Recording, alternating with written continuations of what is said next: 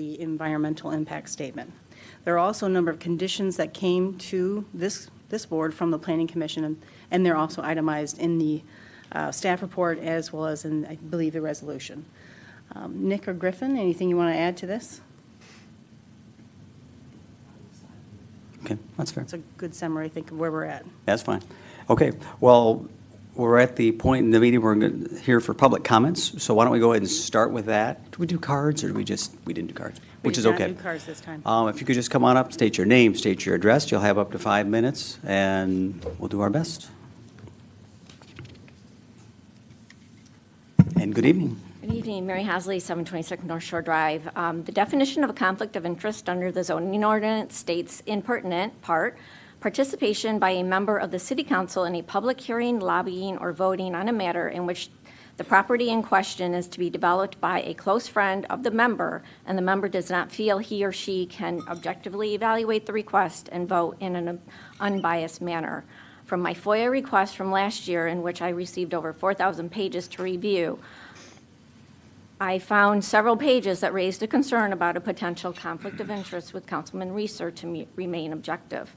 John Barnett is a personal and good friend of Councilman Reeser. Mr. Barnett was present on the March 7th meeting along with Pat Natke of Urban Works as part of Habitat's team. Councilman Reeser coordinated a meeting with John Barnett and Pat Natke and her husband with Mayor Smith and then City Manager DeSette in January 2020 before the RFQ. Councilman Reeser failed to mention this personal friendship when requested to be placed on the Overton Evaluation Committee that selected the developer. It's not clear if this personal friendship was ever discussed at any point in the public domain. I have not heard it from reviewing many hours of tape. The charge of that committee was to select the development team who would work best with the city. Mr. Reeser spoke favorably of the Habitat's team. Councilman Reeser has expressed desire for more home ownership, but changed his tune without explanation for a high rental percentage. He has also sent out emails encouraging people to come and speak up in favor of Habitat's project. He encouraged those with questions to get answers. I have not been able to get mine. This conflict was raised in October 2021, right after I got the for over 4,000 pages on October 1st, but nothing was said. How this has been handled is not crossing T's and dotting I's. This conflict cannot be waived but must be addressed before any vote tonight under the zoning ordinance, or Councilman Reeser must remove himself from voting and continuing on this matter. With regard to the specific matter at hand, I have taken issue with the regard of the number of variances, waivers requested. I had provided you something like this last week or 2 weeks ago. I have condensed that to make it much shorter and much more clear that there are more than just 4 waivers. Parking allowed less than the statutory required amount requires a set-aside amount so that the zoning administrator shall provide parking if reduced amount is insufficient under Section 1800 sub 12. Setbacks at corner lots do exist. There are supposed to be rear setbacks. That has not been applied here. See the various definitions of rear lots for our zoning ordinance. The parallel plan and the PUD plan failed to properly identify lot dimensions as required by RM1 zoning, and setbacks apply to the property line, not just the street. Because property by the PSA must be sold in phases, lots should be by child parcels. Requirements cannot be waived in the parallel plan. Base density should be less than 133. Open space calculations include pieces that cannot be 20 feet wide because of Habitat's requested setbacks of less than 20 feet along Elkenberg and Indiana. Open space should be less than 25, but bonus density is not warranted. The EIS is critical. Much has already been discussed about the environmental aspect of it. On June 21st, 2021, Habitat agreed to do a traffic study. It should be done for the total number of units before any approval of the PUD site plan. It's an insult to injury to allow it to be done with the building permit. It's putting the PUD cart before the traffic horse. You have failed to identify how the southwest corner of this area, still light industrial 1, will be remediated. The EIS should have identified this, but it's not been done. The buffer should be required between the RM1 and R1A and R1B parcels. In Harbor Club, which is significantly less dense, a buffer was required between 2 adjacent R2 parcels. A buffer is required here. The process has lacked transparency, objectivity, and compliance with our ordinances. The numerous waivers rewrite our zoning ordinance without due process. Justification has been bootstrapped with unsubstantiated, self-serving statements versus relevant facts. I support a PUD, done right the first time, but that is not the process that this project has taken. Thank you. Thank you. Mr. Mayor, do I have the option to at least address the personal attack? Just a simple statement. Please feel free. Okay. So I've been asked this question by another resident, and let me make this perfectly clear. When I built my home, I had a builder. After the home was built, the city manager, Brian Dissett, came to all of us in city council and said, if any of you know any builders, anyone who can do this project, please come forward with it because we need some bids. So I talked to the builder who built my home. He looked at the project. It was too big. The second person I went to was a designer friend in Chicago who had nothing to do with the building of my home, which I was accused of by another resident. Nothing to do with it. That designer friend, I went to him and asked if he knew any good builders. He came back with two of them. One looked at the project, and clearly it was too big for him.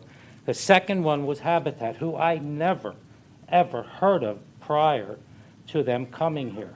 That was my full involvement with Habitat at the beginning. Have I talked to people at Habitat? Have I talked to my friend? Of course. My one concern all during this project has been to make sure we have a good builder. So of course I'm going to ask questions. Secondly, to have a conflict of interest implies that I in some way gain. Yes, I gain. I have a development that'll help this community. Have I personally gained financially? Never in a million years. And I made that clear to everyone, including Kate, all along, that I know the people and talk to the people at Habitat, but only since the project began. I hope that clears it up. Okay. Thank you. All right. Who's coming next? Good evening, Annie. Good evening. I'm Annie Brown, 114 Michigan Avenue. I'm speaking out in favor of the Overton project this evening. And in anticipation of this passing, I want to thank everyone who votes to move this forward tonight. This morning I met with an owner of one of our small industries in South Haven, and he said his biggest problem was the lack of workforce housing. And I think that it must be a luxury for people who are living in comfortable homes to vote no and hold this project up, because we need it. My kids cannot afford to live in South Haven. Every year, we lose employees, companies, businesses, teachers, and administrators because of our lack of housing. So please move forward on this. It's the best thing for South Haven. Thank you. Thanks, Annie. Appreciate it. Who's coming next?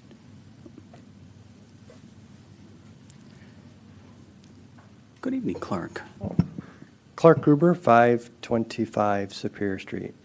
I had a prepared statement, and my technology has all died, so I'm going to have to just do this. Thank you for giving me the opportunity to speak tonight. I want to relay a really interesting story that happened to me this weekend. I had individuals that I know that are looking for a home, and they went to an open house. And this isn't an open house by the water, close to the water, many blocks that direction, closer to Blue Star. And they walked into the open house, and they were greeted by the realtor who said, "So, you are here to purchase an investment property." That was the statement. Not, "Hello, can I show you the home?" So you're here to purchase an investment property. And I think that's the struggles that we have today, is individuals are trying to buy homes, trying to find a place to live, and they're just being introduced to investment properties. And I think typically what that means, and we're okay with the short-term rentals, we have those, but when you have that number of them, you're taking away from the stock of actual homes. And people who own these short-term rentals, that's not their first home. That's their second or plus home. And council identified that, I think way back in 2016, and every year since then have decided we need to do something about the available housing for the other side of that pendulum. Because when you take a large number of homes off from the housing stock available for year-round housing, we've got to replace it. And that's going to happen. If people are able to invest in our community, that's awesome. They're bringing that money. We're not enticing people to bring money. It just shows up. But the only way we're going to get a project through is when we as the community decide to make that investment. And now it's up to us to have that opportunity. And in 2015, when the opportunity to take on a piece of property, demolish it, and then now have open space owned by the city, we have the opportunity and control. So let's think about those who aren't here, who don't have a voice, who don't have the investment to go purchase a home, they're looking to rent a home, and they need help as our workforce housing. You've got a great opportunity in front of you. Good luck with your vote. Thank you. Thanks, Clark. Appreciate it.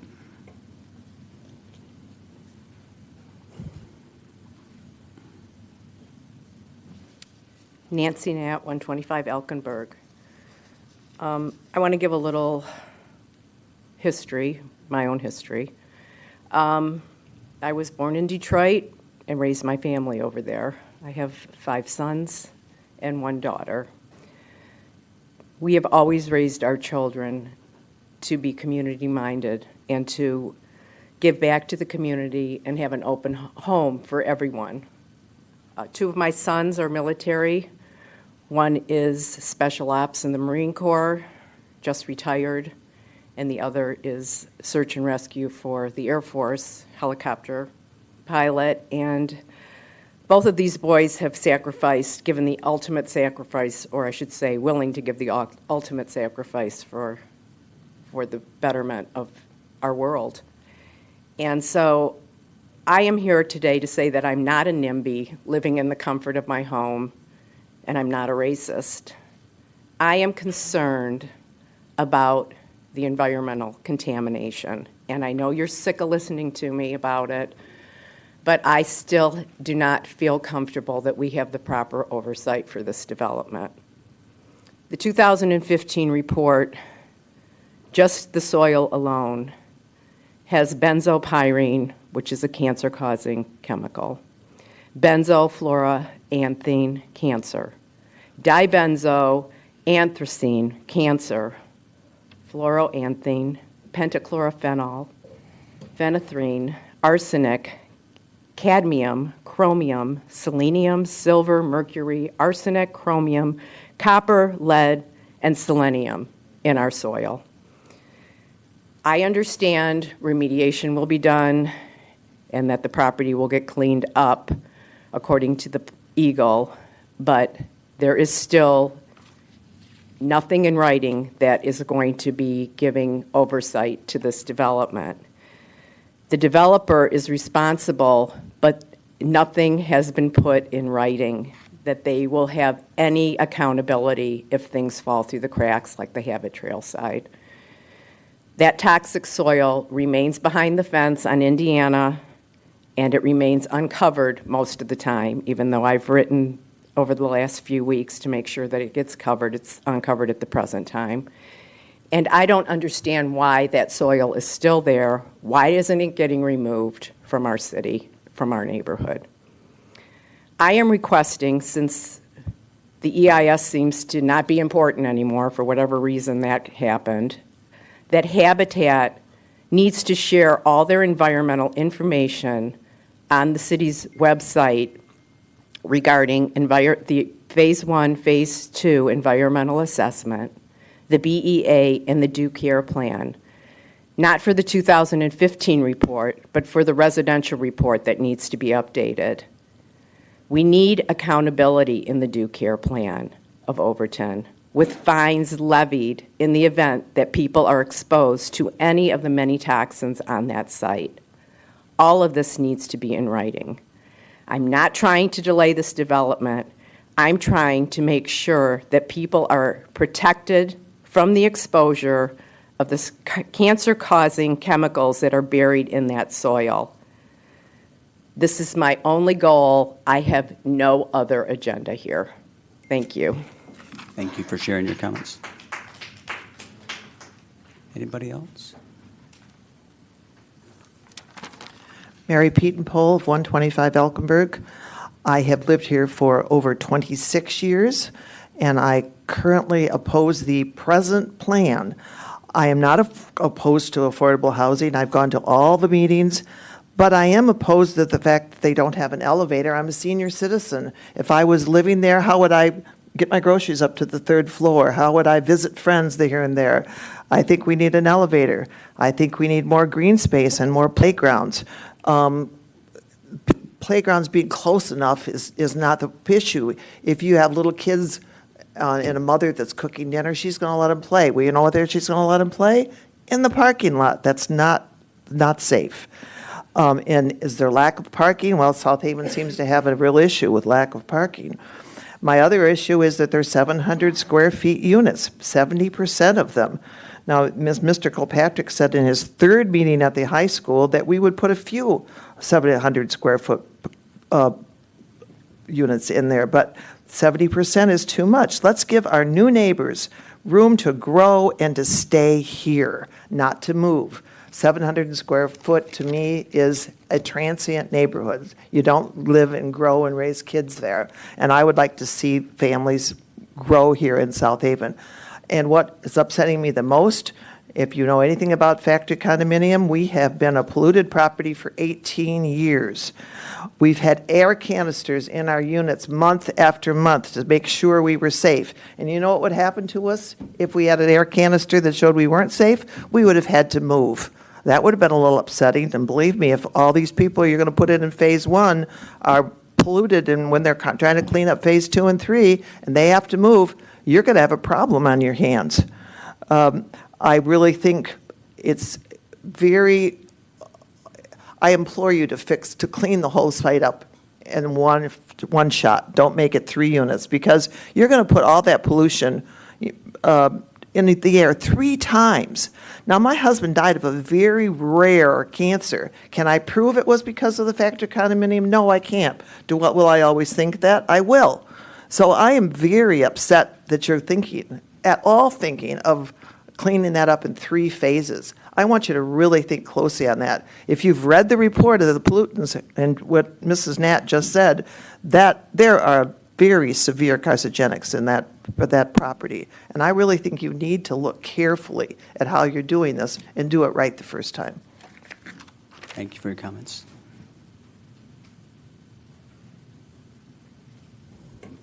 Lisa Beck, 879 Monroe Boulevard. Hi. I really am here to back up what was said before me. I have said in all the meetings that I've attended in the last 2.5 years, or more than that, I guess, the phases is a bad idea. The city will still own the property in phase 2 and 3. And if things don't work out, then that property will be your responsibility, according to MSHDA. You will be responsible for cleaning it up, which will come at a huge fee for the taxpayers and for the city. But mostly because I think it's the wrong thing to do. I think it's wrong to clean it up while people are living there. I think it's wrong to have contaminants of that magnitude there. This report that was done in 2015, that was not for residential. That was for industrial. And so I was very upset that we didn't do the EIS. I think I appreciate the ones that voted that we should do it, and I think that was the wrong decision. I also think that the number of 1-bedrooms, a woman at the last meeting said she looked at it as transient, much like the last speaker did, and that eventually they would go and buy homes. Well, we just heard Clark talk about the lack of homes. So when they want to buy a home and stay in the community, where are they going to buy their home? That's what I'd like to know, and I know this is not the time for the rental part, but it's a problem, and we're not fixing it with Overton. 1-bedrooms, we still only have 37 of all those units, 37 that a single mother, well, there's 25 25 two-bedrooms, where a single mother can have a boy or a girl, or a single father can have a boy or a girl. There's only 37 units where they can have one of each. And there's only 11 really that they can have. There's 3 bedrooms that have, sorry for my math here, but there's 11 that have 2 bedrooms, where if you have a boy and a girl, that's going to be a heck of a fight over those units. And while I believe that the workers, we do need workers at the businesses downtown, but I think they also want to have a family, and they don't want to live here for 2 years and then be forced to move out. So I think we are all for this plan. I'm all for Overton. I do not like the insinuations about me or any of the people that have spoken against this particular plan. It is not that we are racist, as Nancy said, and if you want to look it up, you may Google my father. I think you'll learn a lot about our background. His first name is Bill. Feel free, but I really resent that, and I resent it because I am in fear that we won't have any place for families to live, and I'm in fear about the contamination, and that doesn't make me a bad person. And for people who say it's only people who haven't lived here, I've been here 40 years. Thank you. Thank you for coming up. I'm Johanna Narain. I live at 899 South Bailey in Village View. I've lived there since 2014. And I have a good problem and a bad problem. The good problem is that my investments are earning a lot of money. The bad problem is that pretty soon I'm going to be tapped out in terms of income eligibility for where I am, and I don't know where to go next. Because it's not like I can afford the $1,500 rents that are in the current non-subsidized housing stock. And it looks like that I would end up having to move to Holland, which I don't want to do. I've been coming to South Haven since my 20s. So I am in favor of this development, but I'm also in favor of having the site clean, because as what I'm hearing, I don't really want to live there if there's contaminants that aren't being taken care of. So that's all I want to say. Thank you. Thank you for your comments. Anybody else?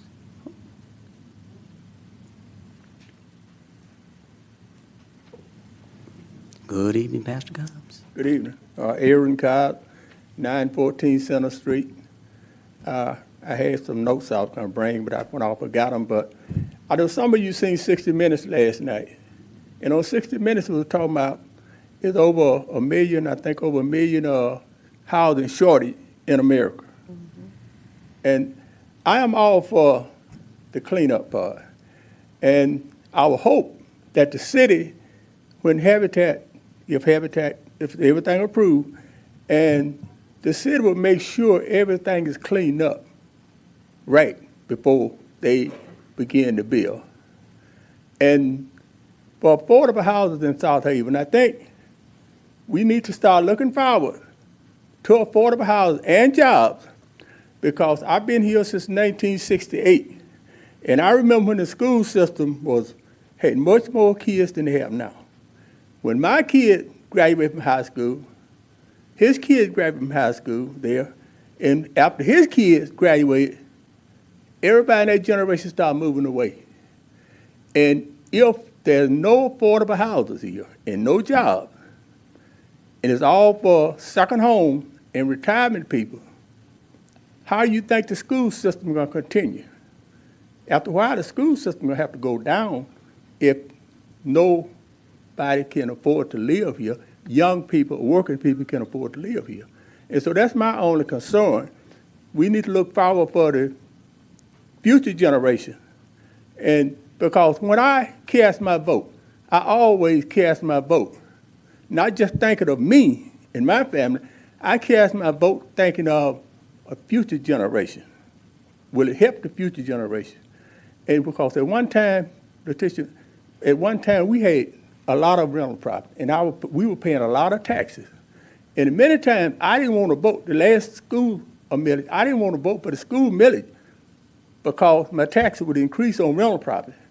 But I cast the vote for the millage. I was thinking of future generation, how it would help somebody else. So we need to start thinking of future generations and start thinking of the school system when we are thinking about affordable housing. Because without affordable housing, if I have to work in Kalamazoo or Grand Rapids, I'm going to move to Kalamazoo or Grand Rapids. And how your school system going to continue to flourish if you don't have working families here? People in childbearing age, if they cannot afford to live here, your school system going to have to go down. Thank you. Thank you, appreciate it.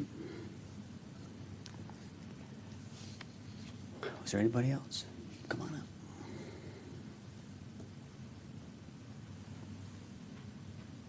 up. Good evening. Fred Sanders, 322 Spencer Avenue. Retired Marine, retired construction worker.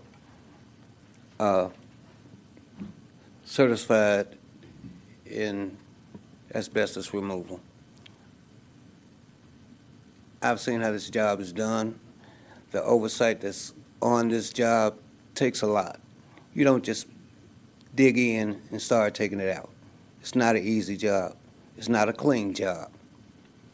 But for the community, it's the best job.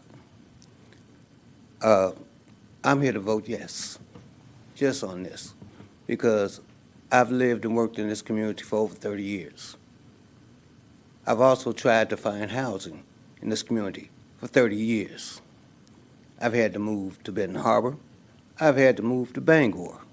But I always come back here with the hope that I can find some kind of housing. I don't want to stay in an apartment all the time. I don't want to rent a house. I like to buy a house. But if that's all we have, that's all I can get. And if we don't do it, what else? My next move is Kalamazoo. Kalamazoo has said they're going to build their housing. They're not arguing about it. They're not fussing about it. They know what's in the land out there. We know what's in the land here. But they're not getting as much feedback as we're getting around here. This argument should stop. We should start working together on this. This isn't a committee problem. This isn't a personal problem. This is a city problem. Let's act like a city and get together. Well done. Thank you. Do we have anybody else? Going once.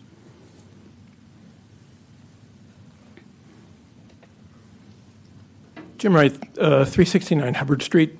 I'm the head of the search committee at Church of the Epiphany. We're trying to find a new rector. And it's awfully hard to ask, to advertise, and to ask someone to come and live in South Haven when the possibility of your church not growing because there simply aren't people to fit into the pews is a real problem. So with all of the caveats that have been mentioned, particularly the cleanup, we need to move ahead on affordable housing. Thank you. Thank you. Was there anybody else? Going once, going twice.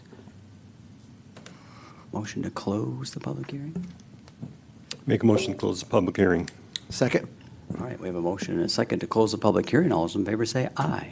Aye. Aye. Opposed? It's closed. All right. Next, City Council will be asked to consider a motion to approve Resolution 22-07, which is a resolution to approve a planned unit development application for the Overton site at 229 Elkenberg Street. I'll start with a motion. I'll make a motion to approve Resolution 2022-07, a resolution to approve a planned unit development application for Overton site at 229 Elkenberg Street. I'll second. We've got a motion, we've got a second. Kate, anything else you want to add in, or would you like us to all blab? Well, I know that there may be some council questions. We do have some of the members from Habitat. We have, Habitat did make some minor changes to their plan. They've knocked off 3 of the units and have changed some of the allocation from 1-bedroom to 2-bedroom. I'd be happy to have them come up and talk about that. I know we've gone over many of the questions that have been brought up, so I would like to know if there's any further questions from the council, but we can also bring Habitat up to talk about those. Also, we have in here, just kind of going over those changes, and I guess I'll leave it there to see if there's anything the council would like. I say if we have our folks here, let's let them explain. I know we've got our environmental consultant here. I'd like to have their input again because I know it puts me more at ease when I hear them talk. So that would be good. We've got people in the house with knowledge. Let's share it. Hi there, Jeff. Kate, how are you? Good evening, council, Evening. mayor, Evening. everyone. Let me just turn on my phone. I've got a couple of notes here.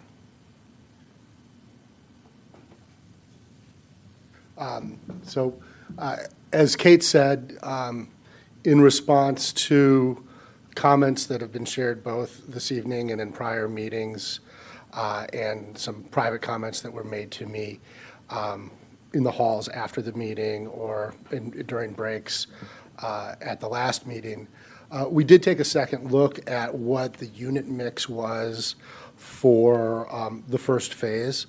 And the comment was, as you know, that maybe there were too many, there should have been more two-bedroom units. And so we've taken a measure to try and address that. Griffin, do you have that slide that just has the revised mix? Okay. Just in short, you may recall that our Phase 1 unit count over the last, since last October at least, has been 58 units in the first phase. And we've reduced that to 55 as a way to create some additional two-bedrooms. So if I remember correctly, we reduced the number of one-bedrooms by 9 and increased the number of two-bedrooms by 6. Of course, one-bedrooms are smaller, so it takes, you lose a couple to get the increased number of two-bedrooms. And Griffin will be able to show you the final unit count and mix.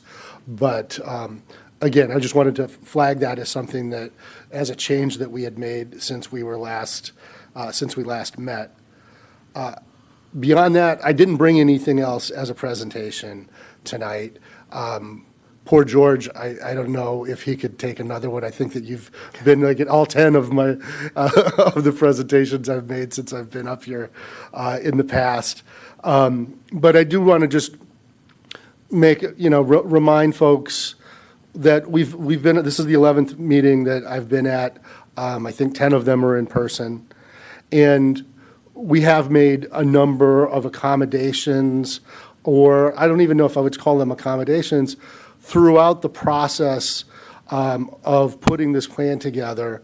It's been an active, open process, and we've continued to make changes and modifications to the unit mix in a variety of components of the plan.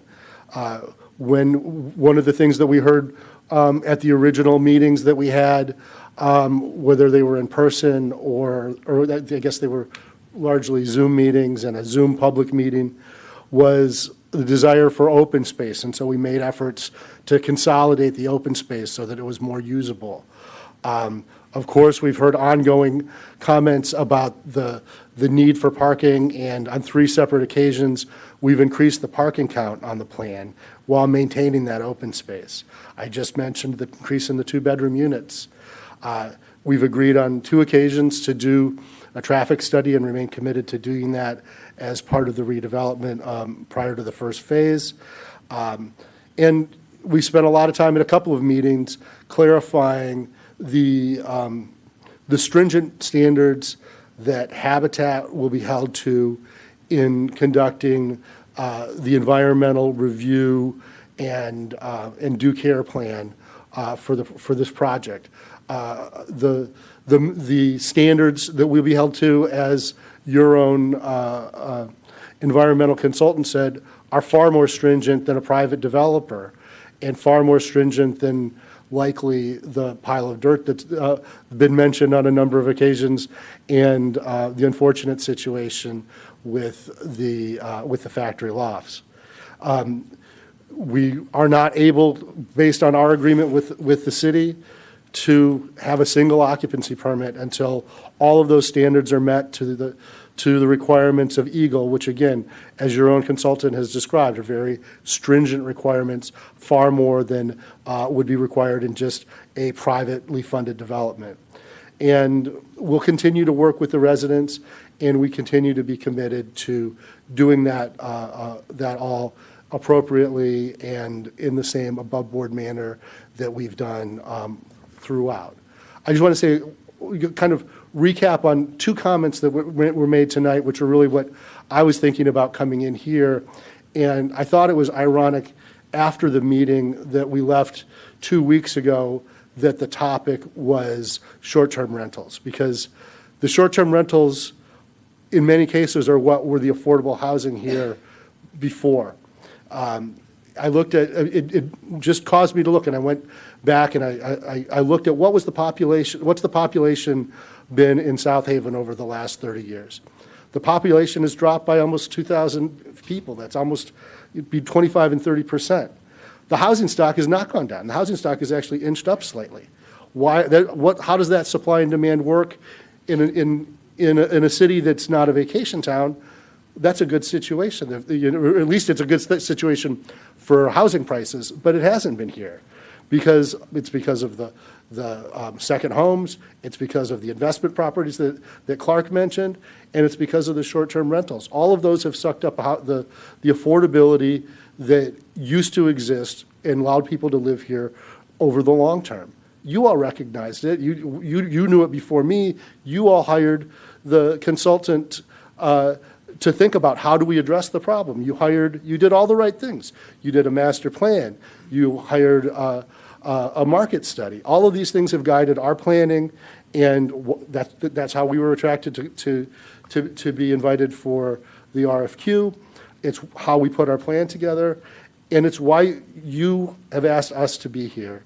We look forward to working with you and implementing a plan. It's not going to solve every problem that people have raised over the many meetings, but it's going to make a big dent in it, and it's going to provide a significant amount of affordable housing for folks at very low incomes. It's also middle incomes, and we're also providing the for-sale housing, and it's a considerable amount, and we think of it as a continuum for people to move up. There's 1, 2, and 3 bedroom units. There's 2 and 3 bedroom units in the for sale. This is an opportunity for people to grow in place in the community that they're choosing or the community that they grew up in. And we think it's a very good first step in providing some long-term affordability and long-term housing stability for the residents of South Haven. Now, any questions? Questions?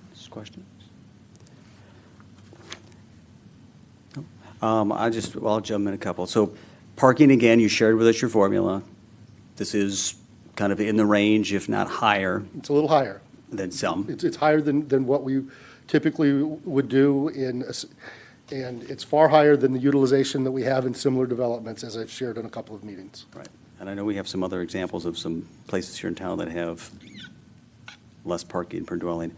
And we've seen the change in trends. And again, I just go back to our discussions we've had about affordable housing as a community. We've talked about the concepts: more height, more density, less parking, looking at getting creative with, setbacks and whatnot. So this is all stuff we've talked about. We have a review process coming up. We're hoping we'll see some of these incorporated through our planning commission and whatnot. So again, these are things we've talked about. They're not new.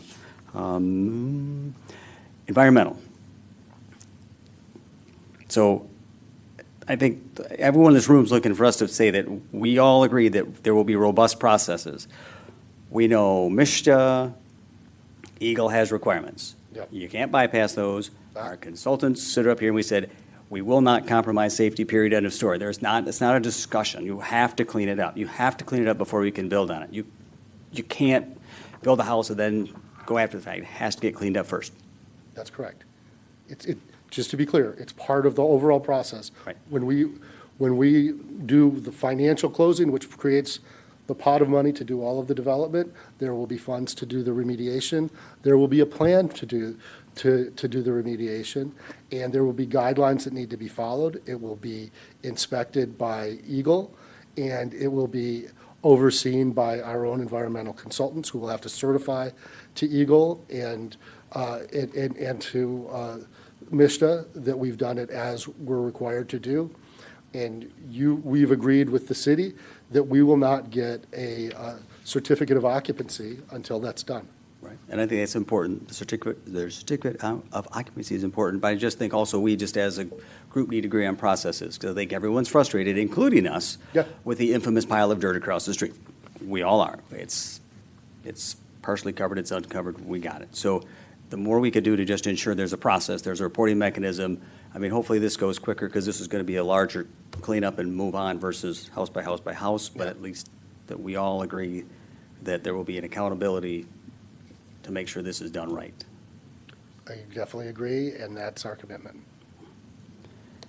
Talked about the traffic study. Joe, yeah. Oh, sorry, go ahead. Yeah, simple question. I think I know the answer, but I'm going to ask it. This cleanup, all the Eagle and MISTA that'll be looking at the contamination, if there is contamination, which we assume there is, Yeah. that's only for phase one. That whole thing has to be done again for phase 2 and 3, or is that done all at one time? It's done on a phase basis. So there'll be check and balances 3 times? Yeah. Okay, thanks.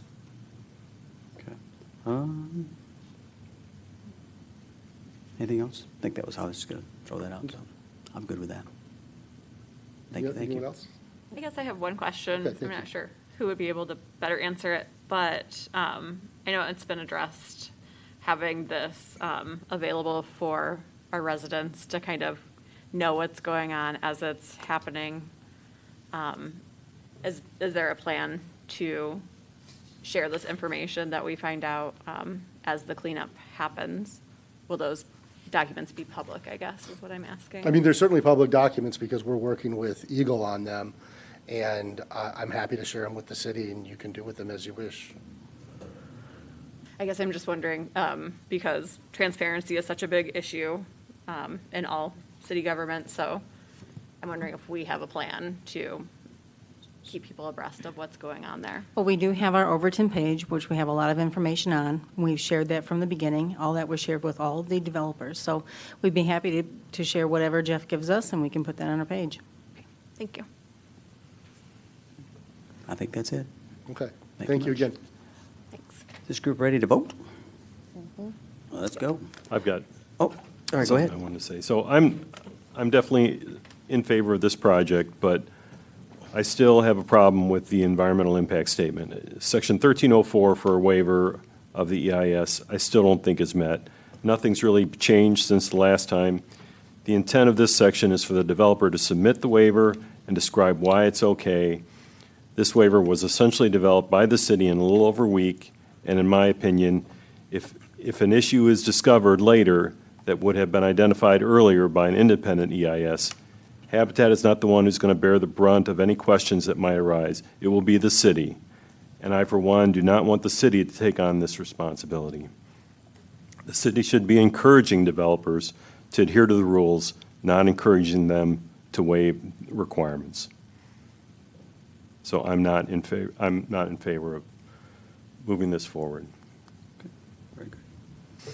Anybody else? I have one other thing just to add quickly, mainly so it's reflected in the minutes. There is a minor, if we could put that back up there, there's just a minor addition error in the tables that are up there.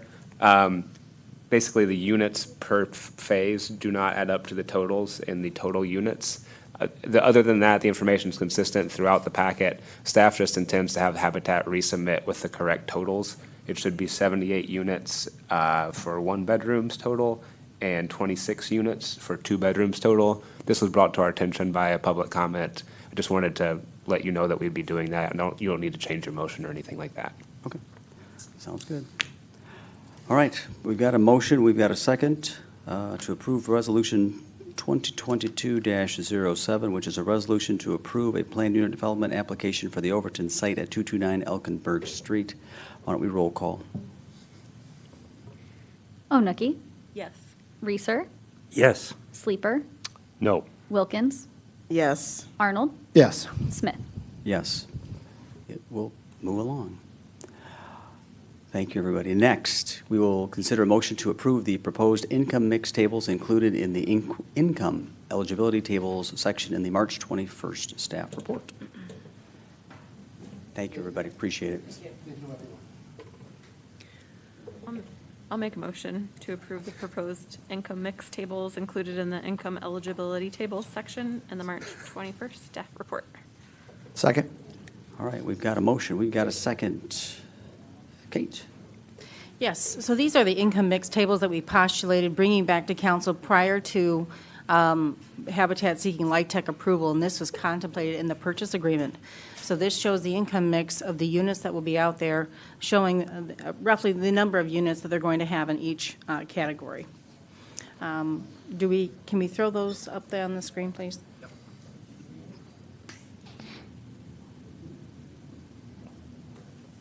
And can you zoom in a little bit, because I can barely read that.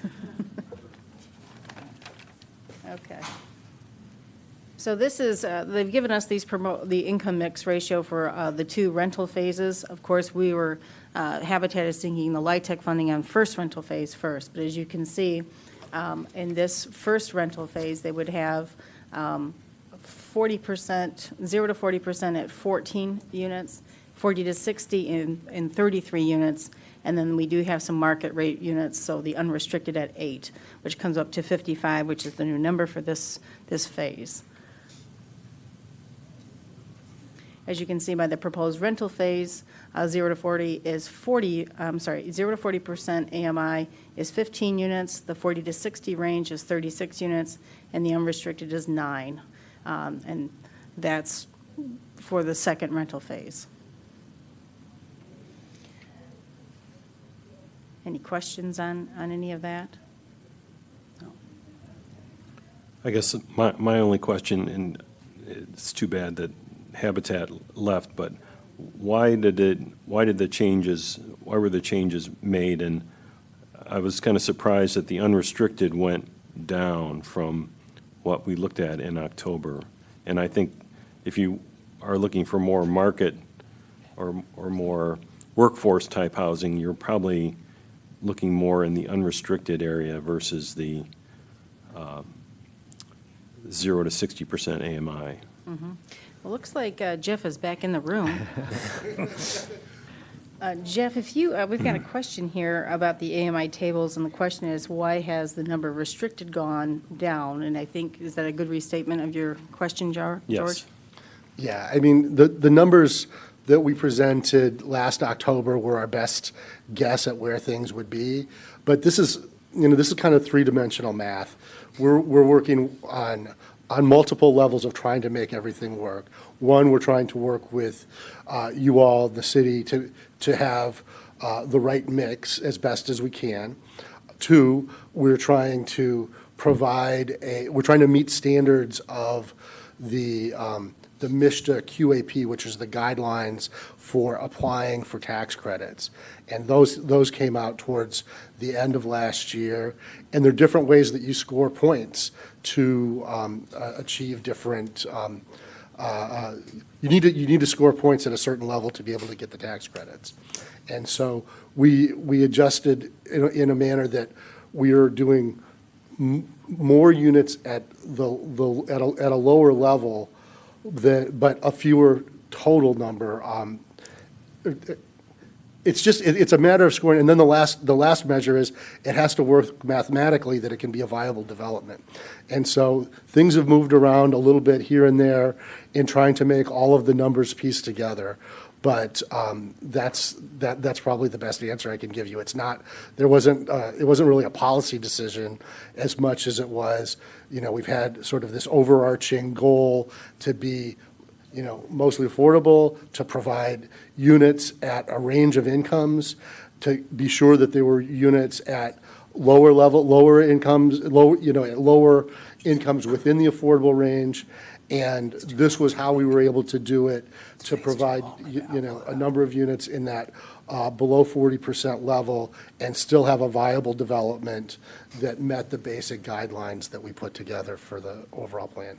If that answers the question. Thank you. And the plan right now is the for sale is all targeted to be market. I mean- It's 80 to 100, 80 I to think. 120, I meant, And then sorry, there's some that are the, 100 to 120. Yeah, 80 to 120. Perfect. Anything else? All right, I'm going to the car. No, Griffin's got my number. All right, how about public questions, comments on this one?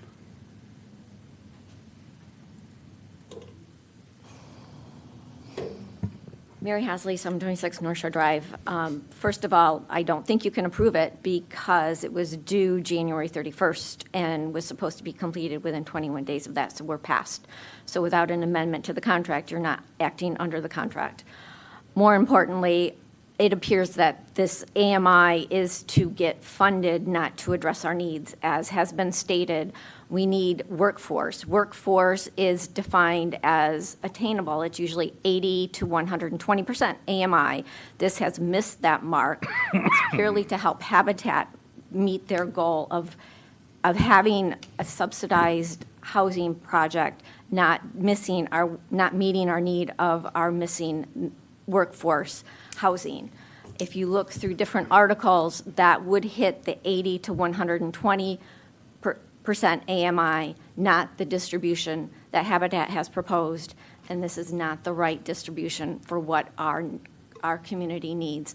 We've heard time and time again, we need workforce housing. That does not fall in the percentages of area median income. In fact, I pointed out to this council, except Wendy, she wasn't on it yet, back in August of last year, that the targets that were provided for AMI excluded Shays and South Haven Police. They fell outside of the 40 to 60%. In September, I then had gotten the information for public schools for South Haven. They fall outside the 40 to 60% AMI. You are only providing 15% of this housing for our workforce housing. This is these are the families that were supposed to be helped with this project, and this project is missing its targeted families that are supposed to provide workforce homes for workforce families who will provide children for our schools. This is not the right distribution. It's not the right project. I am sorry. I am not against the project. I'm against everything that has led up to this. Thank you. Anybody else?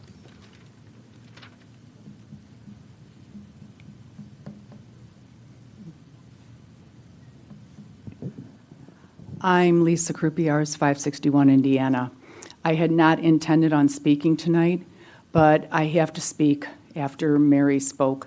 The last time I spoke, I know the emphasis has been in the past on housing, workforce housing for Shays, police officers, teachers, but we have to remember that at any given time, downtown South Haven, there are 150 retail, restaurant, all kinds of workers, 150 people who make less than Shays, police officers, teachers, but we cannot function in this town without those individuals.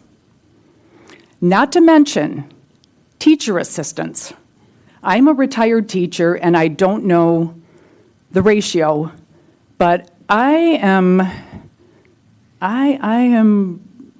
teacher assistants are right up there in the number in the schools that teachers are.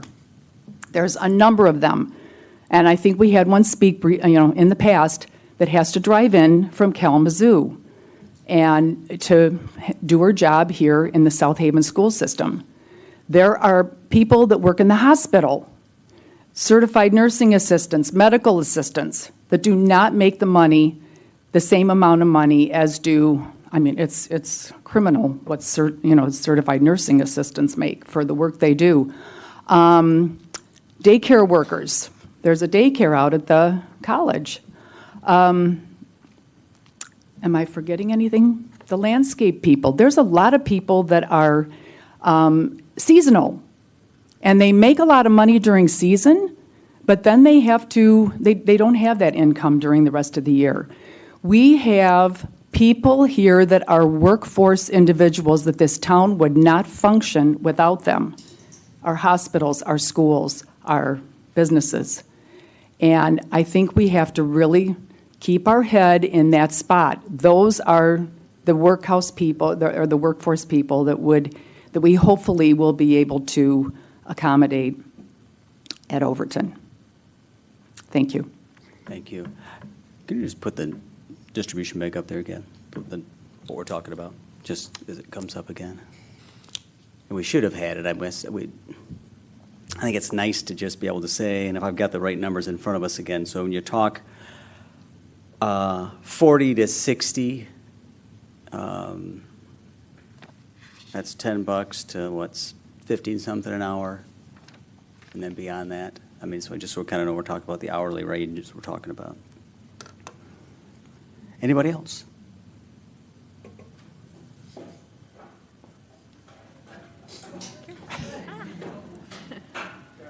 I'm Barry Scusa, 10 Delaware Court. I was wondering about the environmental impact statement, where the state came in and took the trichloroethylene out of the ground right behind the Hamlin Overton building. Did that lower the trichlor in the area where we're going to put this project? I mean, well, did the clay? The whole town sits on clay, and it goes to a lower level. I was just wondering how much trichlor is in this area. That would be a question. One, we're not on that topic right now, so I'd have to come back to that at a later time, and that'd be something maybe, Kate, we could get with him later on to get those answers. We can do that. Mhm. Sound good? Thank you. Anybody else before we go through this step? Okay. Other questions of this group? All right, we've got a motion, we've got a second to approve the income mix tables included in as shown. Let's roll call it again. Reeser, Yes. Sleeper, Yes. Wilkins, Yes. Arnold, Yes. Onookie. Yes. Smith. Yes. All right, let's go. Everyone good for time? Can we keep cruising? Yeah. Okay. New business we're going to take, if the group is willing, I would like to read through these special event applications. We will take a motion in a second for the group, and then we'll hear what we're all about. So, City Council will be asked to approve the following special event applications. First, special event 2017 to 17? Is that right? Yeah, it was from last year. They pulled it at the last minute because of COVID restrictions, so this is their application from last year, for this year that they've 2017? updated. 17? Still says 17, just curious. Oh, Okay. Should be 2021. 2021? 17. Yeah. I'm good with that. Okay. Let's try 2021-17. That makes me feel a little better.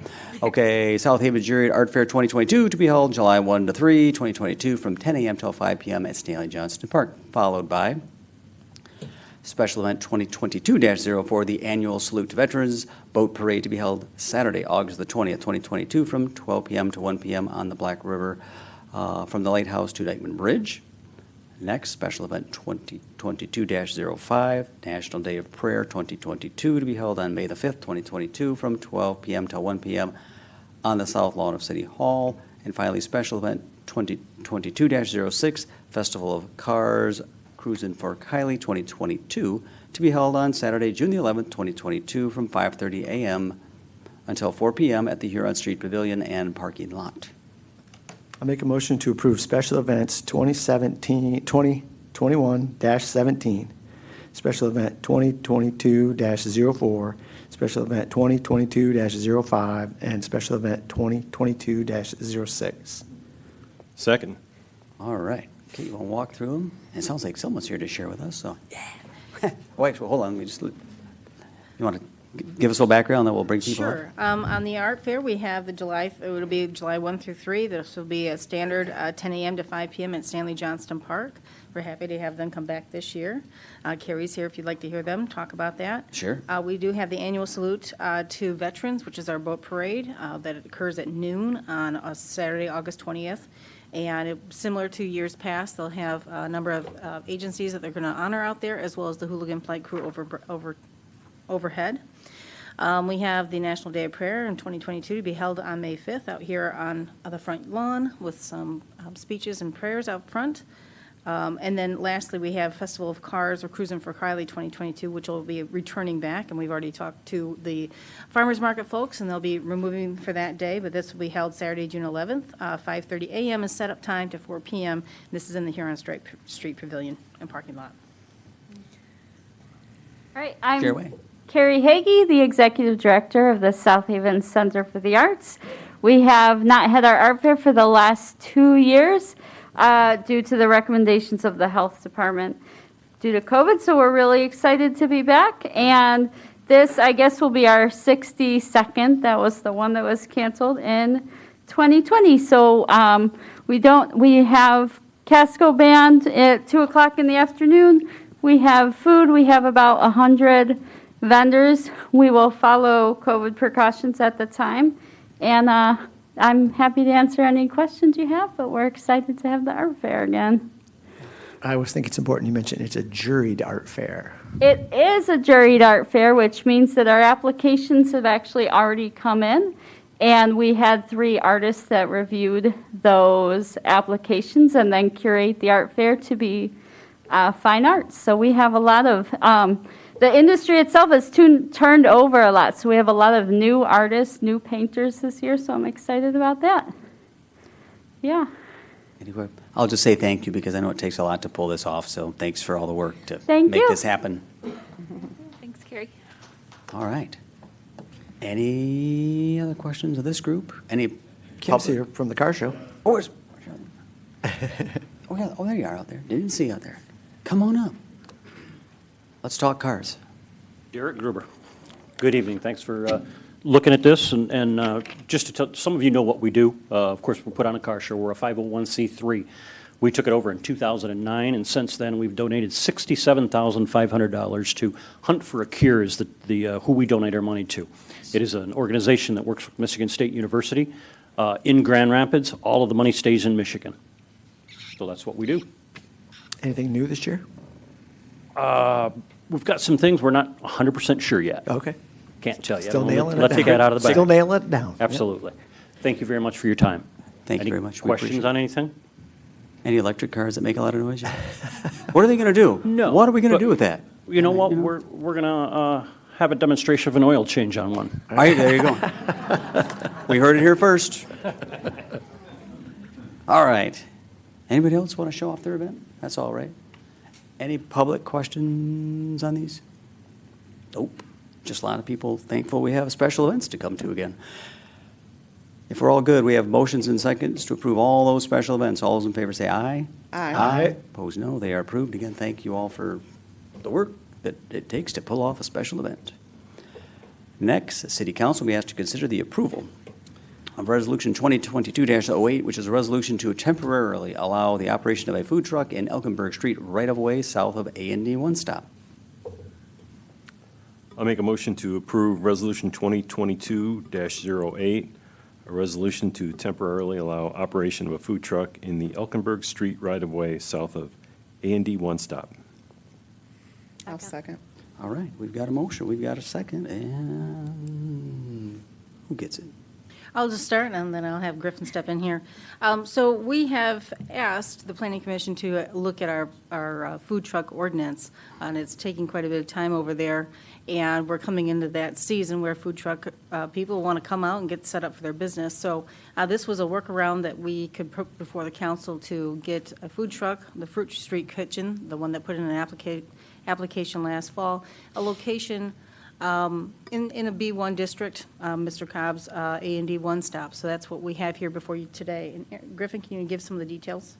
I'd be happy to. So over the last period of time, city staff's been working closely with Ms. Crowley to identify an appropriate location that could be permitted temporarily via the existing regulations.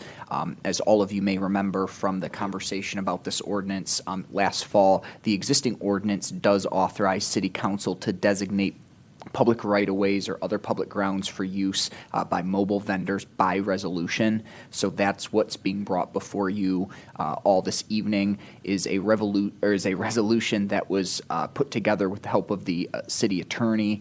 that would permit the temporary use of a portion of the Elkenberg Street right-of-way immediately to the south of A&D One Stop on Elkenberg. The resolution clarifies that the applicant seeking permission to operate during the day during the entire upcoming vending season, which is April 1 through October 31, Wednesdays, Thursdays, Fridays, Saturdays, and Sundays of each week between the hours of 11 a.m. and 7 p.m. My understanding is that on the Mondays and Tuesdays off, they will be taking special precautions to make sure that their facility is being cleaned appropriately and restocked so that they can serve their customers the rest of the week. This has been reviewed by the building department, the police department, and the Department of Public Works, who helped to put together the specific conditions in the resolution that are put in place to make sure that sidewalks aren't being blocked, it's not causing issues for the adjacent roadway, and that we're limiting any potential issues for both the business and the public of the surrounding area. So with that, I'm happy to answer any questions. My understanding is Ms. Crowley is here this evening, as I know we also saw Pastor Cobbs earlier. If there are any specific questions, just in regard to support materials, there is a letter in the packet from Mr. Cobbs, as well as some of the original pages from the applications submitted by Ms. Crowley and Fruit Street Kitchen last fall. Happy to answer any questions. I support food trucks. What I have a problem with is it feels to me like we're taking a half-hearted approach to this thing, almost like putting your thumb in a dike. We haven't really addressed the issue. Do we or don't we want food trucks? And if we do want food trucks, where do we want them in the whole city? Instead, we've taken one food truck location, which is fine, one food truck, and approved it for, it looks like about a 6-7 month period. But we haven't really addressed the big issue. What do we want to do as a city with food trucks? So I can support temporarily, and as you used the word, which I thought was funny, permanent and temporary in 1 or 2 sentences, it's either or. You said it's permanently temporary. You did say that. I wrote it down as you said. But I'm not trying to pick apart words, Griffin. I'm just simply saying I don't know as a city how we're really approaching this. You know, on one hand, do we or don't we want food trucks in this city? That's the big question. It's been back to planning, and George could probably talk about this much more. And yet here we are at City Council trying to make a decision on one location for X number of months when I would rather be voting on food trucks throughout the city and having certain restrictions, like maybe not on Phoenix Street, and say where we do want them, and I want them year-round. I don't know why we have to take an entrepreneur and say that in the winter months we can't help them, or can't buy food there. Lastly, at some point when Overton does start being constructed, that food truck in that location is going to be a hot spot. It's going to be great. She will be inundated with workers, the contractors, the construction people coming over and wanting to get food. And that's not even the dates we have. But at some point, we're going to have to address this. So I just feel like we're being asked to vote on something. I don't know enough about it other than this one issue. So if all we're doing is trying to help one person in one location because the person and the store, meaning Aaron Cobb, is approving it, I'll go along with it. But I do think there's another bigger issue that at some point planning and then us, we have to decide on with food trucks. Does that make sense, Griffin?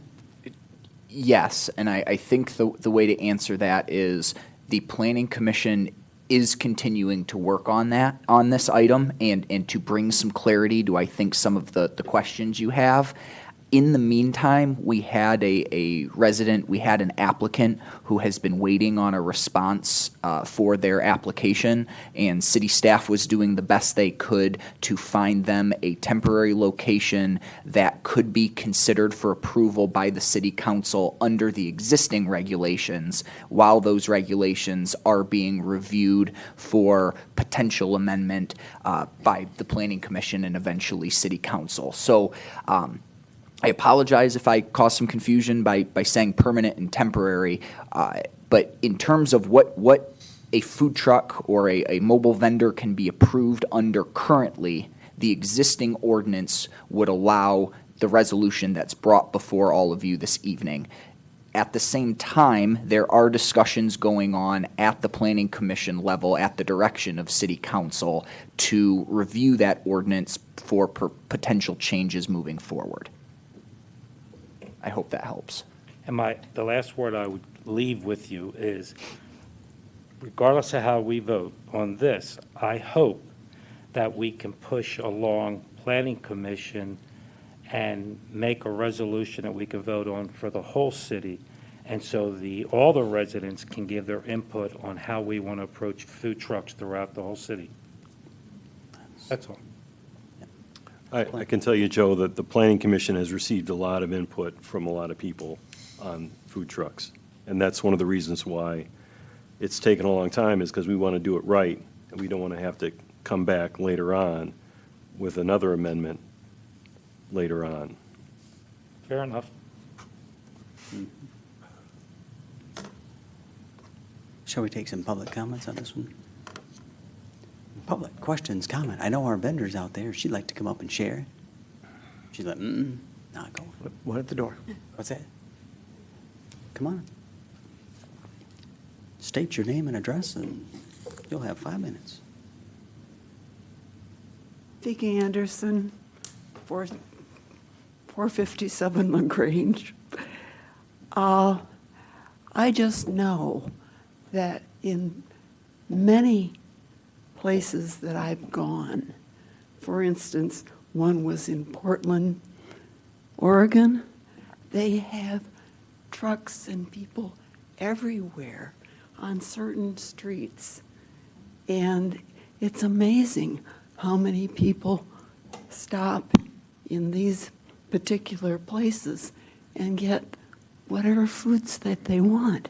And it's not like they don't have other big businesses or small businesses that give you foods and stuff like that. But everybody seems to just really love those places in Portland. Just to let you know. Thank you. Anybody else want to share? Monique, you want to share? Oh. Hello. Hi, I'm Mary Lynn Boogie, 70 Gabriel Drive. I just have a concern when about food trucks that are given a space for 7 months, 5 days a week. That to me doesn't sound like a mobile food truck. That sounds to me like you've put a temporary building up and are using it. And I'm wondering if that's what we want our parking spaces used for, or do we want food trucks to be something that travels around and perhaps gives a nice atmosphere somewhere a few days a week or occasionally? I don't consider 7 months, 5 days a week to be an occasional way to have a food truck work. So that's my personal opinion. Thank you. Thank you. And I do know, and I will just give our staff credit in trying to work with Monique and really just trying to, this is very much meant to be temporary. We're trying to come up with a process as PC works through this. There's a lot more input because this is been a dicey topic historically, so we got to make sure we do it well. So, good evening. Hi, my name is Monique Crowley, 320 Fruit Street. I'm co-owner of Fruit Street Kitchen. Just wanted to reiterate what Griffin's already said and just let the council know that this really is a collaborative effort. Myself, along with Griffin, along with approval from the police department, Public Works. We've been going to planning commission meetings. I mean, we've been working our butts off to put the resolution that you guys see in front of you and make sure that we hit everything that was in the current regulations and ordinances to make sure that we're adhering to everything that the city has in place in the ordinance that was adopted in '98. This is 2022, and we still made sure that we adhered to everything in there to still come up with the solution. So that's why it is temporary, because we are hoping to see something more permanent from the Planning Commission. That's my goal as well. However, in the meantime, our business is on hold while the Planning Commission is deciding this. And understood, it's going to take some time. This is a big project or a big undertaking. So it does need a lot of input, and it is going to take time. So that's why we all worked collaboratively with other business owners, such as Pastor Cobbs and his wife, owners of A&D One Stop, my husband and I, owners co-owners of Fruit Street Kitchen, has been all of us working with the city and all the other emergency services personnel. We are licensed to actually operate anywhere in the state of Michigan. We've chosen to stay here in South Haven because this is where we live. This is our home, and we do love the community here. We have a lot of customers here that are waiting for us to serve them great food. So we are hoping that you guys pass this resolution tonight, because it actually took us a lot to put it before you. Thank Sure you. it does. Thanks for the work. And again, staff, thanks for your work getting it here. Is there anybody else that would like to comment on this particular issue? Seeing none. Council, any other questions or comments on this issue? Nope. All right, I'm we've getting got. kind of hungry, actually. Getting kind of hungry. There we go. Food later. All right. So we have a motion, we have a second to approve Resolution 2022-08. All those in favor say aye. Aye. Opposed, no. It is approved. Go. All right. City Council will be asked to receive and discuss information regarding the speed limits for Baseline Road.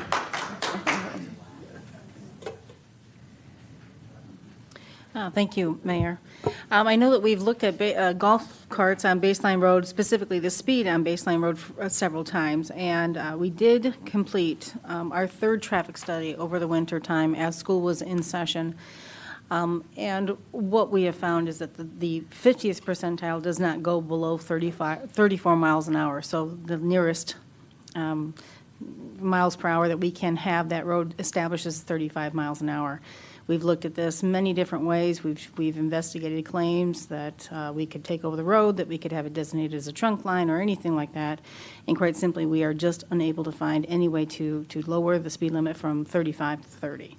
So what was meant to be here is just a discussion item for council. If there's any questions that they have, I have Attorney Curcio here, I have DPW Director Bill Hunter here, but I just wanted to assure the council that we have now conducted 3 separate traffic surveys, different times of the year, different traffic counts, but we keep coming up with the same numbers. So at this point, I don't see any way that we can lower the speed limit on Baseline Road.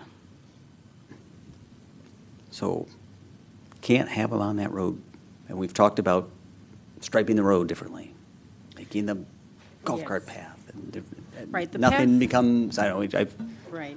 just so those that are out there wish, we've kind of tried every rendition known to mankind to get them.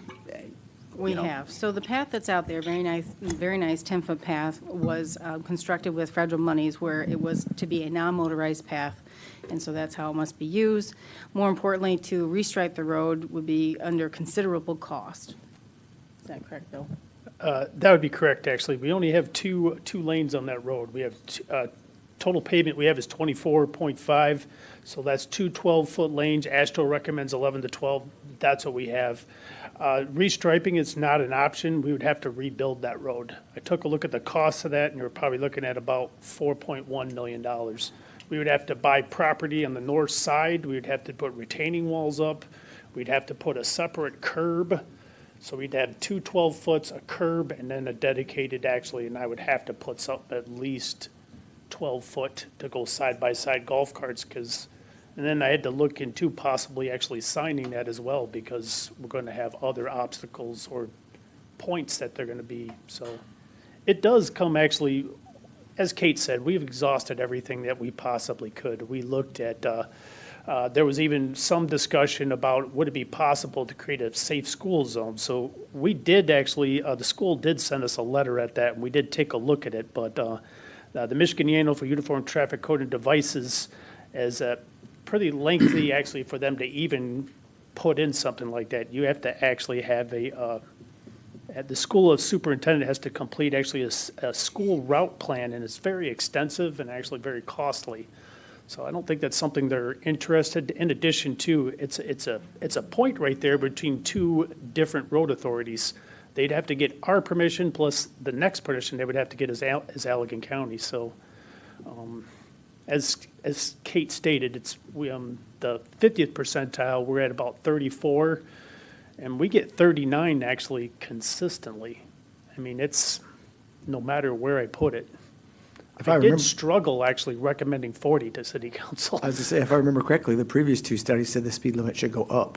Correct. From 35. Yeah. And the road is designed actually for 45. We did look at access points as well, because that was brought up. The current access points we have are 33, justifies actually 45 miles an hour. Even at the point we're going right now, there's nowhere in my lifetime access points are going to actually be the deciding factor to lower the speed limit. You'd have to change the road, you'd have to have some development, significant development, some developmental use that would change it, so increased traffic volume would actually justify. So access points are not it as well. We also looked at actually crash studies. It's a pretty safe road. I mean, you have 4 actually over the last 10 years, and all of them were just property damage. Can I just ask what the source of the request was? We had some, I would say, citizens that came to city council and wanted to have us investigate a speed study on that road, and due to actually, I think it was a crash of a Golf cart. A golf cart on Yep. private On private property. They were property. using a private property to get to a road where golf carts are usable. Unfortunately, we've now conducted 3 different studies. We've looked at the access points and really have gone through this backwards, forwards, and diagonally, whatever way. We just can't find a way that we can lower the speed limit enough on this road. You have a lot of housing units right off of there, off of Kentucky, and there's a lot. So then people with golf carts trying to figure out how to get in town, and that's how the questions have come about. Yep. All right, well, I think you've tried. 4.1 million. That's, phew. Buy a helicopter. All right. Public questions on this one? Nothing. Council questions? Right? Really nothing. It was just a report. So, okay. Update from our police chief, Ms. Natalie Thompson. Good evening, Chief.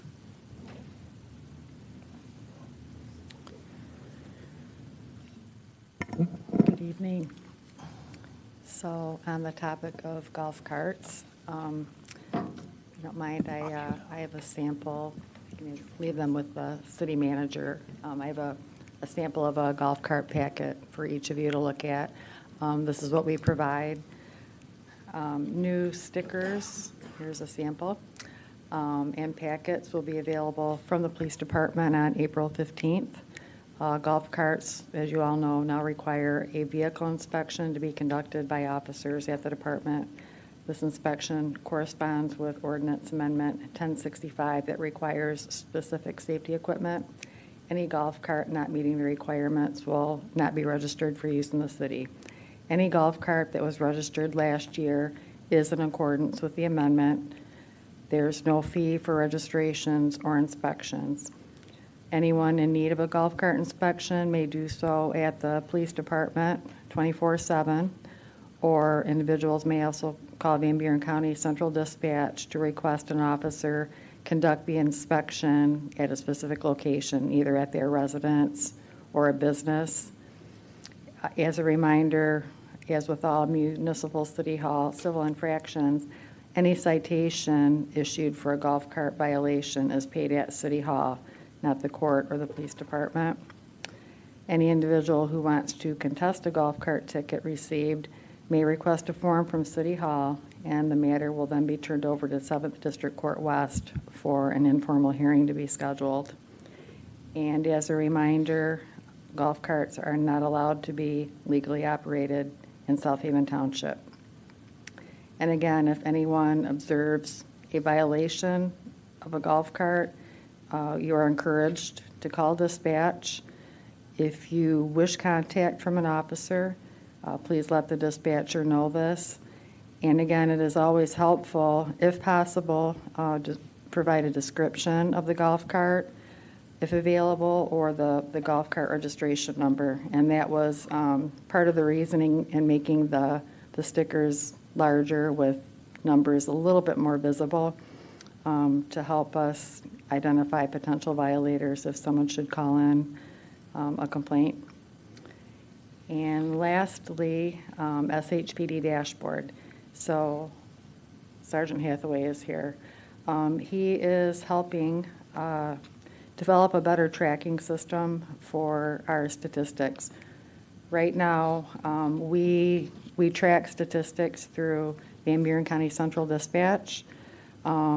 We have our officers record data in our record management system, our police reports, and then our officers also complete daily activity reports. So we've got 3 different sources of information.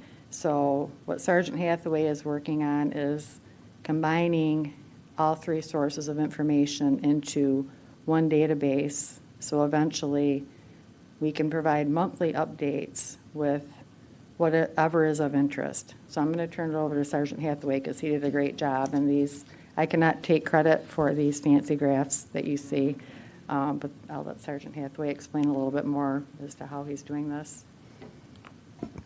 Thank you, Chief. This was actually at the suggestion of the city manager last time we met. I think she was showing us some charts that Shay's actually put together with their stats, and we, I guess, incorporated some noteworthy items that were similar to that, what Shay's was kind of putting together. So we've got numbers on traffic stops, actual police reports or complaints, property checks, arrest numbers, citations, warnings, and hours spent on foot patrol, and also the overall calls for service broken down between the township and the city. And we've further broken it down between, well, what kind of citation were we writing? Ordinance citation, a warning, traffic moving citation, non-moving citation, parking citation, or just a regular verbal warning. And this is just a very small snapshot or example of what type of information that we have at our disposal. We've got an incredible amount of information. We just need to get it in a discernible kind of manner. And a lot of the stuff that we do maybe isn't that important to put in a graph, so we kind of left some of it out. But kind of neat. So in keeping with, because we were just talking about golf carts, you could tell us if someone got a ticket for not having their seatbelt on their golf cart at some point. Absolutely. Okay. Good. That So sounds like we're stuff we working need to with a know. bunch of different databases right now, and that one we'll have to specifically create in our daily, officer daily database that we'll be able to generate data on. Very cool. We like fancy graphs and charts. That's Oh, yeah. cool, especially when you young people put them together. Well, I mean, Excel, you just don't want to give away all my secrets, but. Job secret is very safe with me, trust me. To answer your question too, so these are just some of the basic things to kind of practice tracking, but that was a good question because we will report on what you all want to know about, because in the summer, hey, how many golf cart tickets? Or if there's a special area of concern that you want us to focus on, the community does, then, we'll add that to the officers' dailies to track. So this is just an example of kind of what we do all the time, but when there's a specific concern from the community, whether it be golf carts or it's open-end tax or it's Short-term rentals. speeding on Phoenix or speeding, down Kalamazoo Street. So, when there's a specific problem, like when I did directed patrols a few years ago, we can maybe make a graph and, report on those specific citations. So it's very, we're able to provide more specifics on what we're actually doing. Sounds good. So with the golf carts in the past, I had requested that for certain places, if they're not allowed to have golf carts and we're giving them golf cart passes, they have to specify how they're getting here. Are we still doing that? Well, generally speaking, when somebody registers their golf cart, we give them the rules. I don't know that we're necessarily asking them how they get the golf cart into the city, but it is made clear that they're only allowed to be operated in the city. So, technically, if someone would want to trailer their golf cart to the city, I don't really know that the officers are specifically questioning where someone lives, but obviously we just say, hey, make sure you only drive this in the city. So we I just make want to that make pretty sure, clear. especially now as we look at like this area off of Baseline Road and whatnot, to just make sure they're all very clear. And that is why, and when you look at the sample packet, we do include the actual ordinance, and then we also include the state statute that the ordinance is derived from. So it is very clear as to what the rules are. Perfect. Appreciate it. Any questions, comments?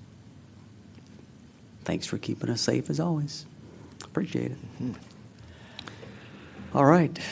Citizens in the audience will be heard on items not on the agenda. So if you'd like to talk about something that we have not already spoke about tonight, Now's your chance. this is your chance. Come on up. You'll have up to 5 minutes to state your name and address, and going twice, going once.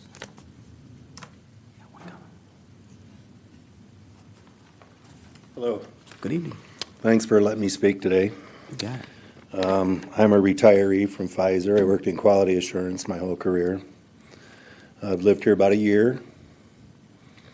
And I take great pride in my community, in my church, in my government, in my home.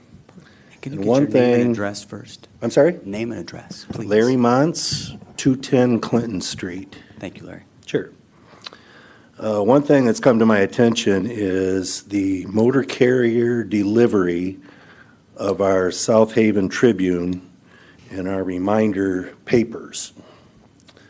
These are not subscription papers. They are delivered to short-term rental homes, and they lay in driveways, yards, in the gutters. They're creating a huge trash problem in our city. And I know this issue's come up, and it's been part of this community for 14 years, from what I understand. So I'm just looking for suggestions on how we can clean up the mess. I came from Portage and Matawan. We don't have any issues with trash in those cities. It's a disgrace. And there's a lot of citizens that do a great job cleaning up trash. I, for one, take my dogs out every week and clean up trash. But, you know, they're soliciting ads from local businesses, and they're charging them based on how many papers they deliver. And they're throwing papers at every house, whether somebody lives there or not. So these papers are blowing all over our community. It's a huge issue. So I'd like to suggest that we create an ordinance where they have to, in the city, put the paper on a porch, hang it on a doorknob, or put it in a paper box. But to just throw it out the window of a car is creating a huge mess. Appreciate it. Yeah, we have addressed it before. We need to revisit it again. I would agree. Thank you. You got it. Thank you. So, anything we could do. Maybe they could just put them in stacks at the grocery stores and skip delivering them. We all got to go there. Sorry. Good evening. How are you? Good. Walt Placati, 559 Monroe Boulevard. Hey, I was just listening to the chief talk about, everything involved in the inspections for the golf carts and stuff like that. I'm really curious why there isn't a registration fee for the golf carts. Why is the community paying for the inspection of the golf carts and that? There's a lot of soft costs involved with doing that, obviously. So that's it. Good question. Thank you. Anybody else? Ms. Speaker, come on up. Just state your name and address. Nika Anderson, 457 LaGrange. I live on the corner of LaGrange and Superior. And the cars that run down Superior, they don't stop at the corners. They just blow on through. And they're very loud. They're usually big trucks or something. I don't know. But they go on after the lights are off. And you can hear these cars and trucks and motorcycles go by and keep you awake. And it seems like nobody ever slows anybody down. They're all going way faster than 35 miles an hour. we call the police. And sometimes they can actually get to them, but they're gone all the way down from Broadway to Blue Star Highway. And then they keep on making lots of noise. Just let you know. Thank you. Anybody else? Going once, going twice, come on up.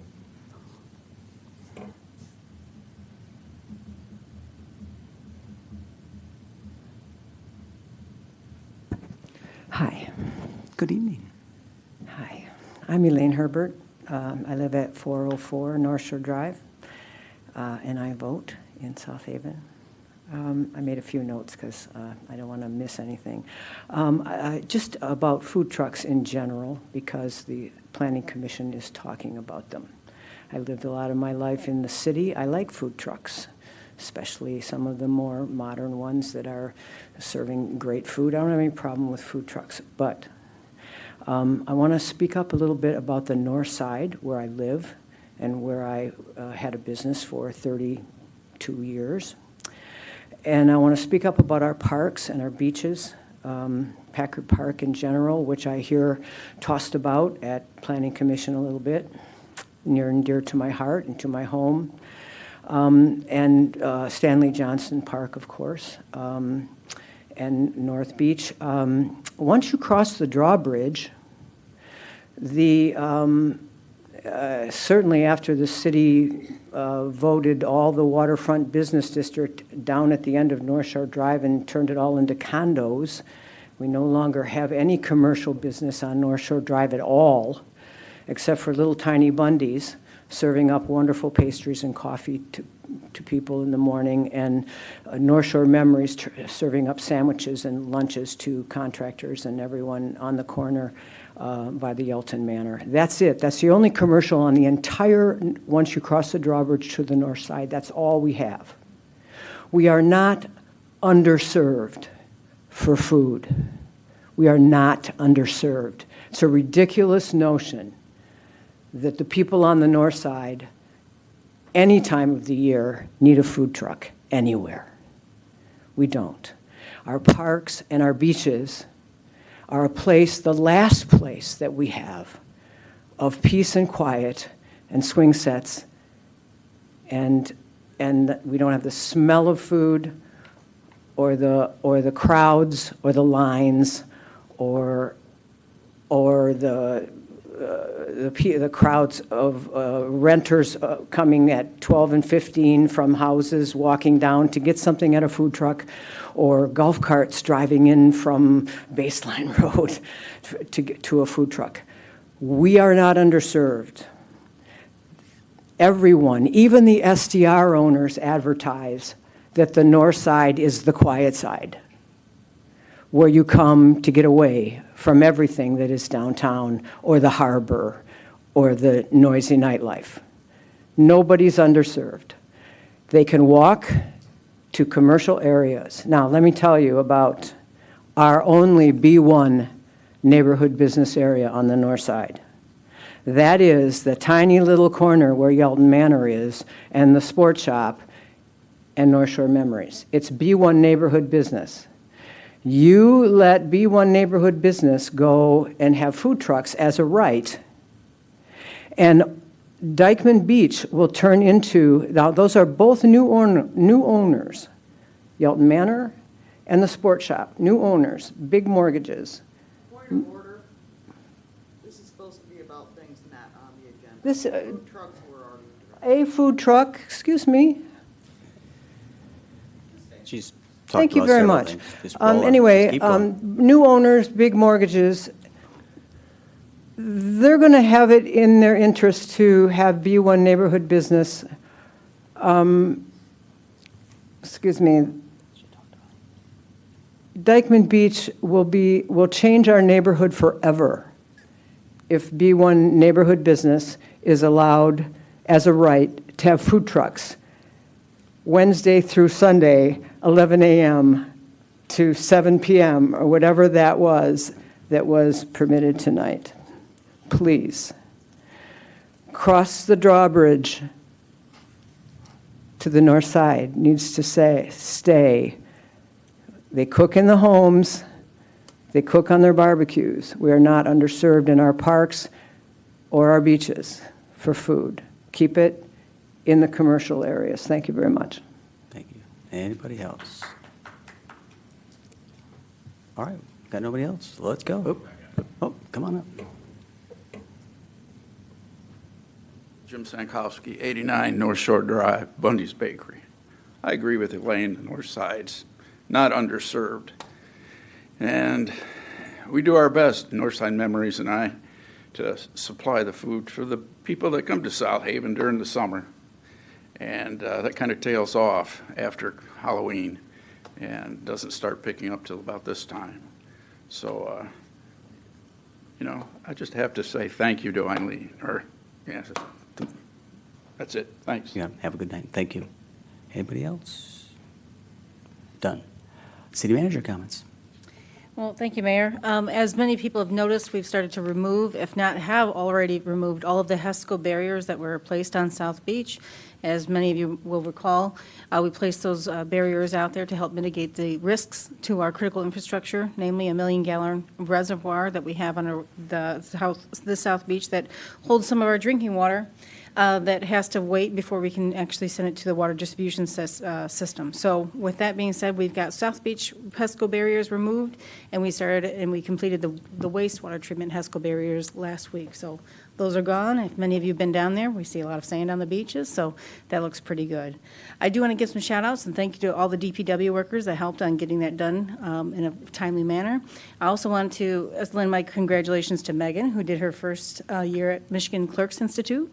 It's a 3-year program, and she just completed the first year of training, so nicely done on Megan.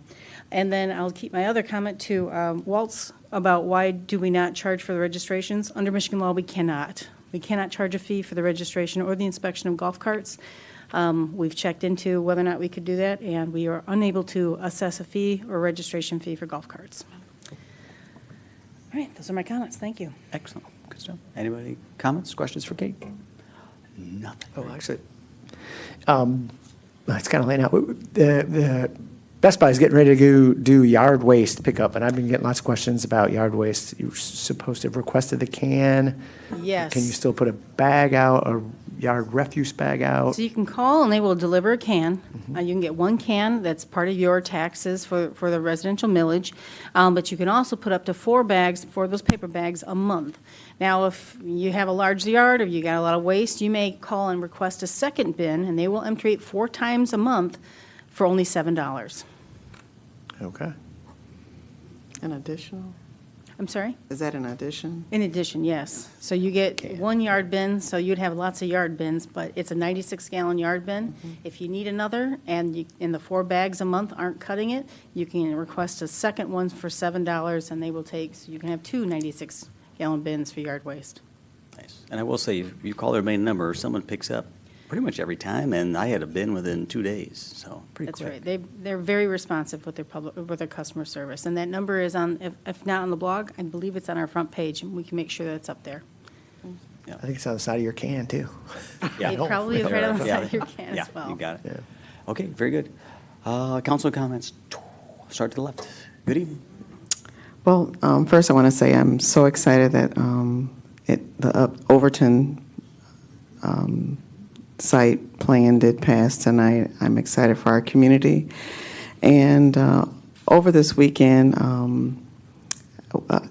I celebrated 25 years of marriage to my wonderful husband, and tomorrow's the actual date, so I just wanted to send a shout out to say happy anniversary to my wonderful husband that I've been with for 25 years, and I'm giving it up for myself because 25 years is a long time.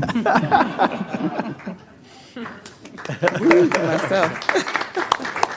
That it is. Mr. Arnold. Yeah, congratulations on 25 years. That's my only comment. You can't be old enough, though. That can't be 25 years. You're not old enough. I'm just 35, but I've been... You got married as a young teenager. That's right. Right. Ms. Wendy. Just 2 things really quick that were actually brought up during the public comments. I would love for us to look at newspapers. I'm a huge fan of newspapers, love reading them. but the litter that's around our neighborhoods is really problematic. So I would love to see us discuss that. And then I've also heard from quite a few people in Ward 2 what Vika was saying about the traffic and speeding on Superior. So I don't know if that's something on our radar right now, but it would be great to see if we can do something to slow them down. So that's it for me. Oh, congratulations, Letitia. Congratulations, that's it. Small comment, but I'm happy to see the beaches coming back on South Beach. I was out walking the dog this weekend, and the beaches are getting wider every week, it seems like. So it's nice, and it's nice that those barricades have finally been taken down safely, that you feel that they're not going to be, the water's not going to be washed up again. So that's a good sign, and it'll be great for the people, the residents and tourists, to be able to go on the beaches. I hesitate to bring this up, but I had a discussion with a resident on my drive here tonight, and she's sitting here, and I have the utmost respect for her, and I always tell her how much I like her. And we talked about a sad part of being on city council, and that is when some of the comments from residents become very personal. And I think sometimes we make assumptions that aren't true. And, you know, this whole word of racism, I can't begin to tell you what is and isn't a racist statement, and I'm not going to begin to even discuss it with a resident, because as I told my friend here, that I just can't address it because I don't know what's in people's hearts. But I think we're lucky in this town. I've heard about these school board meetings where a woman, a mother of 2 children, her life was threatened for her comments, and I don't think we've gotten nearly that far. So I hope we all just are respectful of each other and don't try to make assumptions. And I was really taken back, Mary, by your comments saying I have a conflict of interest. My only conflict is looking out for this community. When I got a hold of Habitat, I asked them a lot of questions, and Kate knows it at the beginning, because I wanted to learn. I didn't know anything about affordable housing. I didn't know anything about construction of apartments, and that was my job. And again, the city manager asked if we had any recommendations, and I gave a couple names. That's about as far as it went. So I hope at some time I get, at some point, I actually get thanked for bringing Habitat when this development gets done and people are proud of it, and our community is better off for it. In spite of any little pieces that we don't like about it, I sure hope that the community will prosper and bring more people in, because my biggest worry about this community is a loss of residents, year-round residents. Thank you. Thank you. Happy anniversary. Thank That is quite a while. It's pretty good. I'm not that far behind you. It kind of scares me. Okay, so on papers, I agree. I feel like we've talked about it and then they're back. So can they just put them in the stores? 3 grocery stores. Stack them in the grocery stores. So we can talk about it later. We're done. I'm sorry, but I will speak up. This is an issue that bothers the South Haven Tribune as well. You know, what do you do when you have a lot of people in the winter that go away and who never bothered to call to say, we're leaving, will you stop delivering the newspaper?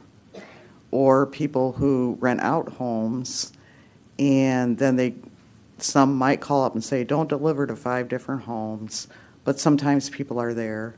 I mean, it's hard for us to deal with the situation as well. It's a unique community. It's also difficult, believe it or not, you may not believe this, but it is true, when we have our own citizens throwing the newspapers into the middle of the roads. I know this for a fact. I went down Erie Street one day, and on my way to work, and it was about 9 o'clock in the morning, 10 o'clock, I went down the same road. The newspapers that were in the ends of the driveways were in the middle of the road. So somebody is taking it upon themselves to turn this into a game, which makes it even more difficult for us. So I will talk to our circulation director and our publisher about the comments that were made at tonight's meeting, and I hope that, you know, if the city wants to discuss it, which the city certainly has a right to do, that will be a part of those discussions as well. We'll be in Thank you. touch. Very good, thanks. All right, so on housing, this has been a process. I will just remind folks that this is the first time the city's ever taken on a housing project. The Housing Commission's done it, and it's been decades ago since it's been done, and they're equipped to do housing projects. So this is different, this is new. Have we learned? Yes, we have. Would I do things differently? Yes, I would. But we will continue to move on, we will learn. On environment, we will make sure it's done right. So I'll just say that. Yeah, and comments on the beach, so we continue to have discussions with the Corps on potential more beach nourishment. We know it's coming back, but it's not nearly to the level we need to get it back. So, and we also are participating in a variety of different groups. We've got studies going on. We're participating in some different, college research projects, looking at what's happening with the beaches, with the pier structures, with sand movements. So there's still a lot going on there. It's better, but we still got a long ways to go. So I'll just say we will continue to keep an eye on those beaches. So on that note, have a wonderful night. I'll seek a motion to adjourn. I'll make a motion to adjourn. Second. Motion and second to adjourn. All those in favor say aye. Aye. Opposed, listen. Good night.